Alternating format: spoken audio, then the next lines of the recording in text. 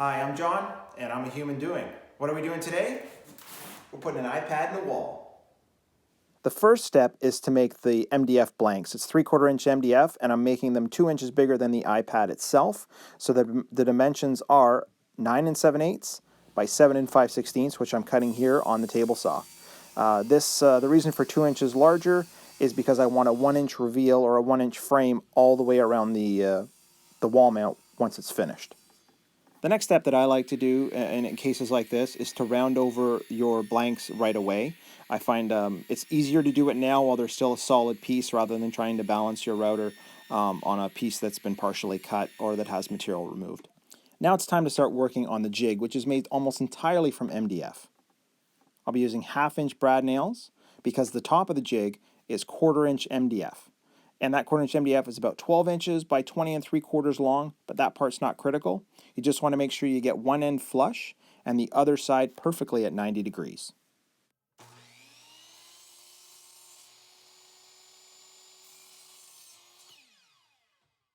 Once you've got those strips glued and fastened and double checked for square, you can cut a few more pieces to length at 5 5/16.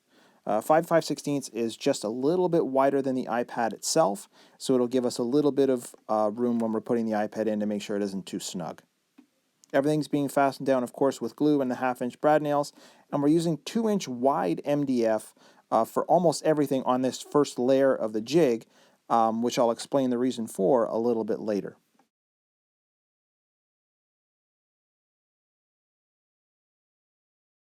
Now that that piece has been fastened in, the width of the iPad has been taken care of, or the width of the opening, but now we've got to work on the length. So we already have the 5 5/16 wide piece made. We just have to find the final location for it.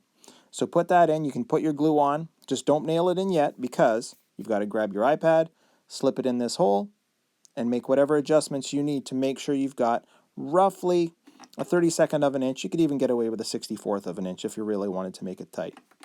Just fasten that in, and this portion is all done. Now, obviously, before you fasten anything in, make sure you've got it nice and square. It's time to start on the second level of the jig, and for that, we're also going to use 3/4 inch MDF, but now it's 1-inch wide strips. We're going to be producing or reproducing exactly what we did the first time. We're going to make sure one end is nice and flush across the edge, and the bottom is 90 degrees. But in this case, we're going to be adding small pieces, about 4 inches long, to make sure, you can see here, that the blank will fit in nice and snug, and you want to push those 4-inch strips. You can see 2 of them. The reason you don't go all the way around is so you have something to grab when you're trying to take that portion out. Now it's time to start working on the second portion of the jig. That's for the slot for the power cable to be plugged into the iPad. So you use your blank, you put your 2-inch piece down and nail it in, and then you put a 1-inch piece on top of it, leaving 1 inch. As you can see, there's a 1-inch reveal all the way around. And what this is going to do is allow us to put in this piece of 1/2 inch.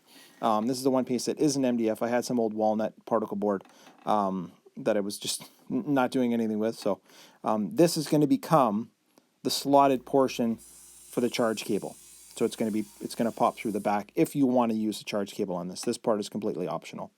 Now, while it is an option, it's something that I will definitely be doing, I think, on all the wall mounts that I'll be making. It adds some convenience. So here I'm marking the center for this board here, which the slot is going to be cut into. And it's the center simply because the iPads have their charge port in the center of one of the sides. You see that 1/2 inch strip that's held up vertically? That is just a spacer because I'm using a 1/2 inch bit to cut the hole. And I'm double taping 2-inch pieces of scrap MDF. And I wasn't real happy with how strong those MDF pieces were. I don't think there's enough surface area. I'm just double checking here that the bit fits. Then I'm going over it with some brad nails because I just wanted it to be extra secure when I did put in the groove itself. And trim routers, of course, they make easy work for small jobs like this.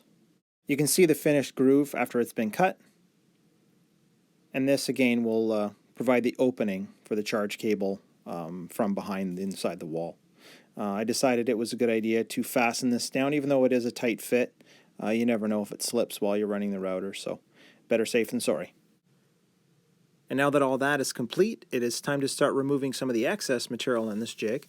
I'm going to be using a flush trim bit. It's a 1/2 inch flush trim bit. And when this is done, the iPad should fit in here perfectly, or pretty darn perfectly anyway. So let's see our results. Let's see what we got here. Does it fit?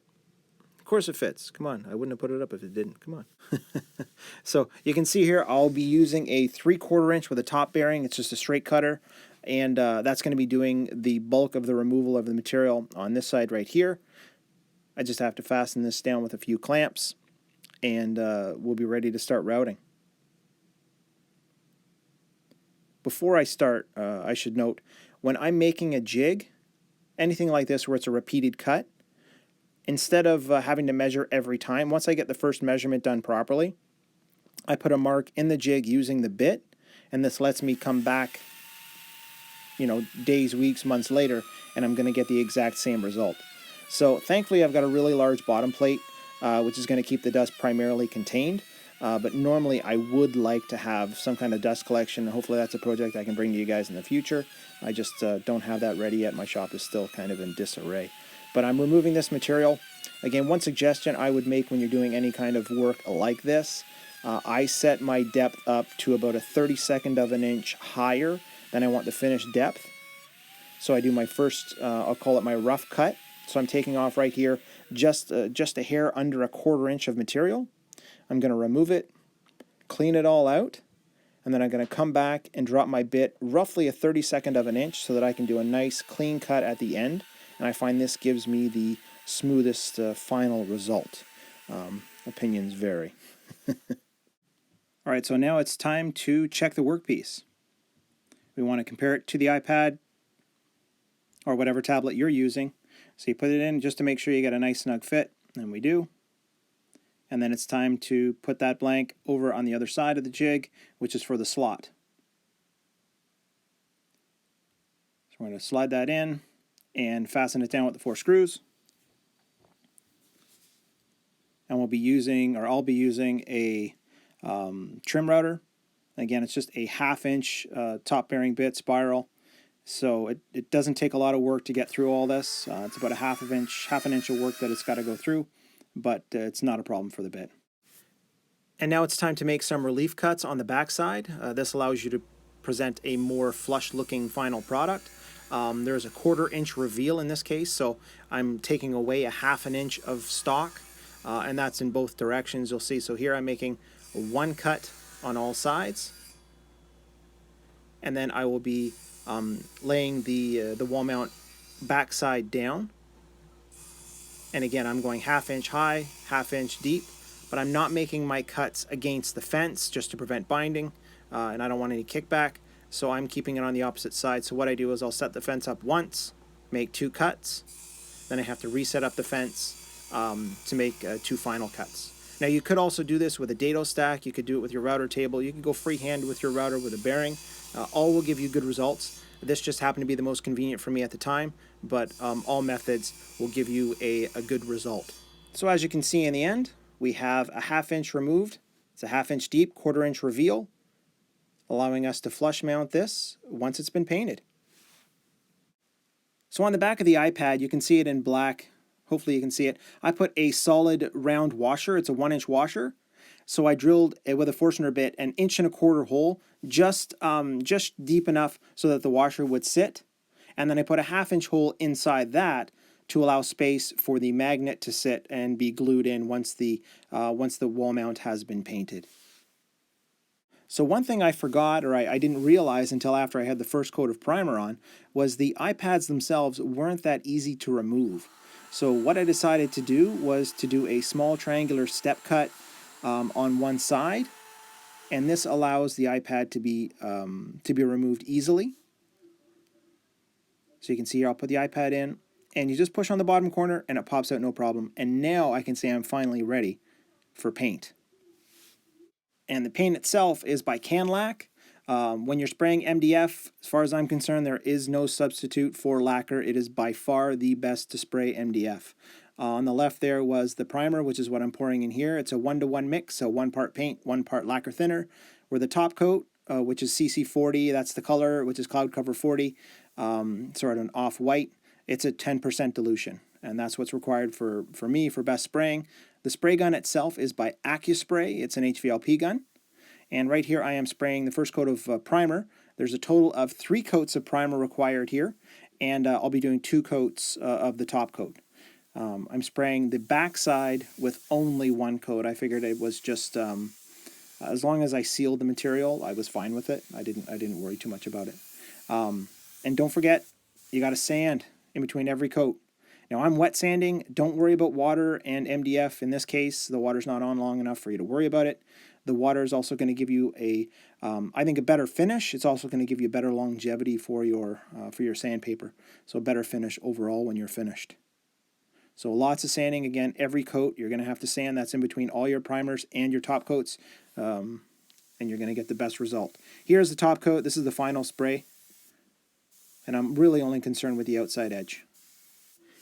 And now that all the spraying is done, it's time to put the magnet in. So that 1/2-inch hole in the center, again, that gets a 1/2-inch diameter rare earth magnet. And then on top of that, I decided, you know what, I had some suede left over from another project, so I wanted to put a suede backing on it. It's not something you're going to see very often, only when you remove the iPad, but I thought it would add a little class. So, but I'm not a professional upholsterer. I would not give myself a high grade on this. I think in the future, if I were to do it again, I would switch to a flocking system. So, and I do have flocking. I just didn't have enough black on hand, so I stuck with the suede. And again, it turned out okay, but I'd switch to flocking. As far as the installation goes, in this case, I just decided to use liquid nails, just 1 dab in each corner. I could put it in with screws if I put a backing plate on the inside, but this just ended up being, I thought it was just such an easy way to do it, and the results are the same. I mean, it is going to be a permanent installation. So you just put it in with the liquid nails, you wipe off all that excess caulking, and it's done. The liquid nails dries relatively fast. At least it's super tacky very fast. And then the iPad is installed, and it's all done. Thanks very much for joining me. I really appreciate it. Please like and subscribe the video. Hope you got some great ideas on what you can do with your old electronics that you might have around your home. Thank you again. See you next time.